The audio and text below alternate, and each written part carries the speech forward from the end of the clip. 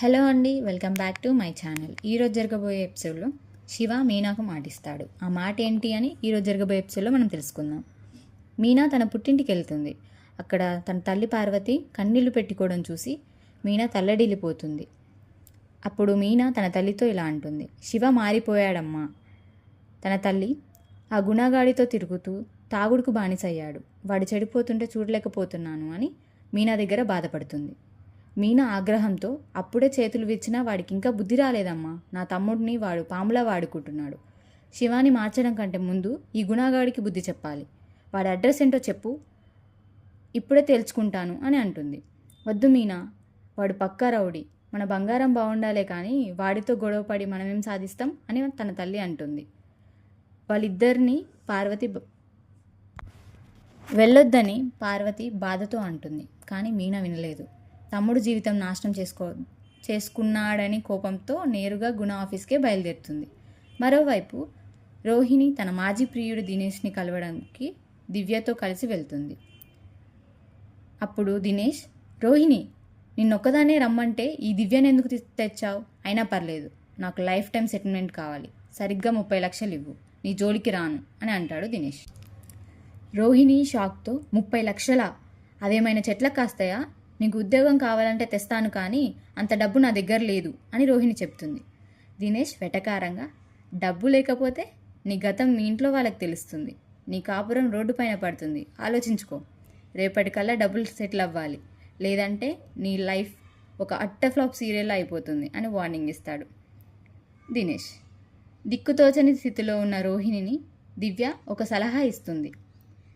రోహిణి, మనకిప్పుడు ఉన్న ఏకైక మార్గం గుణ, వాడు ఏదైనా చేయగలడు, పద వాడి దగ్గరికి వెళ్దాం అని చెప్పడంతో అంగీకరిస్తుంది. మీనా గుణ ఆఫీస్కి వెళ్తుంది. అక్కడ గుణ తన అసిస్టెంట్తో శివ గురించి మాట్లాడడం విన్న మీనా ఒక్కసారిగా అతనిపై బతి, ఒరే గుణ, నా తమ్ముడు జోలికి మళ్ళీ వస్తే మర్యాదగా ఉండదు, వాడి జీవితంతో ఆటలాడుకోవద్దు అని మీనా అంటుంది. గుణ నటిస్తూ, ఏంటక్క అంత మాట అన్నావు? శివ నా దగ్గర పనిచేస్తున్నాడు, డబ్బులు తీసుకుంటున్నాడు, నేనేం వాడిని బలవంతం చేయడం లేదే అని సమాధానమిస్తాడు. నోర్ముయ్, నీ దగ్గర వచ్చినప్పటి నుంచి వాడు తాగుడుకు అలవాటు పడ్డాడు, మర్యాదగా చెప్తున్నాను, వాడికి దూరంగా ఉండు అని మీనా గుణకు వార్నింగ్ ఇస్తుంది.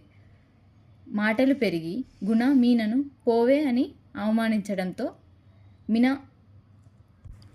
మీనా వాడి చెంపలు చెల్లుమనిపిస్తుంది. ఆ కోపంతో గుణ మీనాను గట్టిగా నెట్టేయడంతో ఆమె తల టేబుల్కి తగిలి కింద పడిపోతుంది. సరిగ్గా అదే సమయంలో బాలు అక్కడికి ఎంట్రీ ఇస్తాడు. రేయ్, నా భార్య మీద చేయి చేసుకుంటావా, నిన్ను ప్రాణాలతో వదలనరా అంటూ గుణపై బాలు విరుచుకుపడతాడు. బాలు ఆవేశం కట్టలు తెంచుకుంది. గుణను చితకబాది వాడి 2 చేతులు విరిచేసి మీనాను ఎత్తుకొని హాస్పిటల్కి పరుగులు తీస్తాడు. హాస్పిటల్లో డాక్టర్ బాలుల మధ్యలో సరదాగా జరుగుతుంది. హాస్పిటల్లో మీనాకు స్కానింగ్ తీయించిన తర్వాత ప్రాణాపాయం లేదని డాక్టర్ చెప్పడంతో బాలు ఊపిరి పీల్చుకుంటాడు. ఈ విషయం తెలుసుకున్న పార్వతి మరియు శివ హాస్పిటల్కి వస్తారు. అక్కడ శివ తన అక్కతో ఇలా అంటాడు, అక్క, నా వల్లే నీకు ఈ పరిస్థితి వచ్చిందక్క, ఈ గుణగాడు ఇలా చేస్తాడని అనుకోలేదు అని శివ బాధపడతాడు.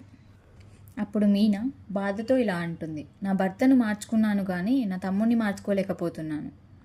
శివ, ఇప్పుడైనా కళ్ళు తెరువు, వాడు నిన్ను వాడుకుంటున్నాడు అని మీనా తమ్ముడికి చెప్తుంది.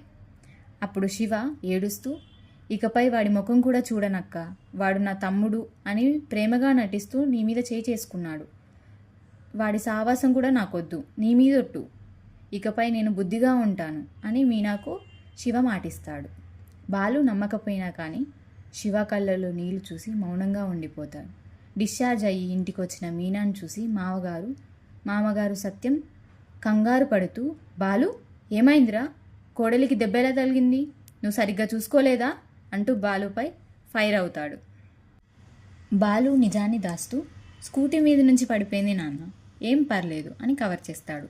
అప్పుడే ప్రభావతి ఎంట్రీ ఇచ్చి తనదైన శైలితో సెటాస్ వేస్తుంది. అబ్బో, ఈ మహారాణికి స్కూటీలు నడపడం కూడా వచ్చా, జాగ్రత్తగా ఉండక్కర్లేదా, ఇప్పుడు హాస్పిటల్ ఖర్చులు ఎవరు కడతారు అని మీనాకు చురకాలు అంటిస్తుంది. అప్పుడు తన భర్త ప్రభావతి మనిషిలా మాట్లాడు, దెబ్బ తగిలి వస్తే జాలి చూపడం మానేసి డబ్బులు లెక్కలు చెప్తావేంటి? నువ్వు మాట్లాడుతుంటే దెయ్యాలు వేదాలు వల్లించినట్టే ఉంది. వెళ్ళి లోపల వంట పని చూడు అని సత్యం చిరాకు పడతాడు. భగవతి బుసలు కొడుతూ లోపలికి వెళ్ళడంతో నేటితో ఈ ఎపిసోడ్ ముగిసింది. కంటెంట్ నచ్చితే లైక్, షేర్, కామెంట్ చేయండి. మరిన్ని అప్డేట్స్ పొందడం కోసం సబ్స్క్రైబ్ చేసుకోండి.